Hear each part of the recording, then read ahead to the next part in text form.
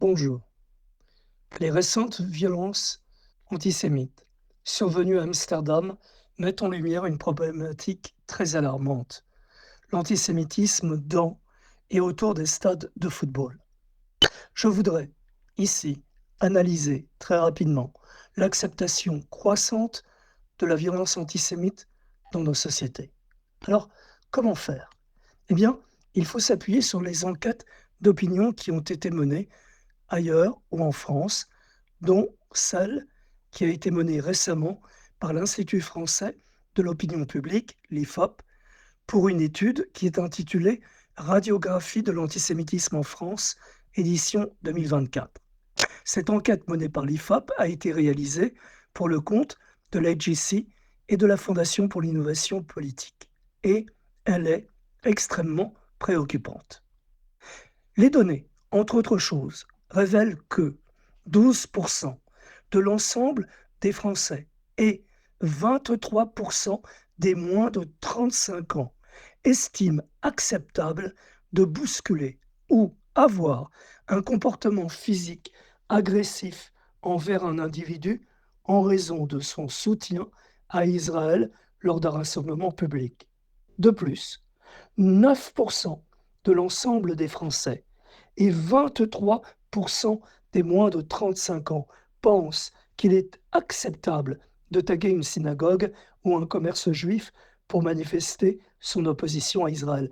Je répète, 9% de l'ensemble de nos concitoyens, dont 23% des moins de 35 ans, pensent qu'il est acceptable de taguer une synagogue parce qu'on manifesterait ainsi son opposition à Israël. Les données de l'enquête menée par l'IFOP sur l'antisémitisme en France sont préoccupantes pour plusieurs raisons. Premièrement, elles révèlent une acceptation inquiétante de la violence envers des individus en raison de leur soutien réel ou supposé à Israël.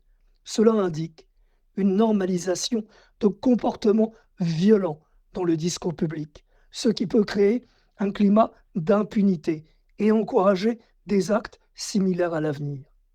Deuxièmement, cette attitude démontre non seulement une banalisation de l'antisémitisme, mais aussi un glissement dangereux vers la légitimation de la violence symbolique et physique contre des cibles spécifiques.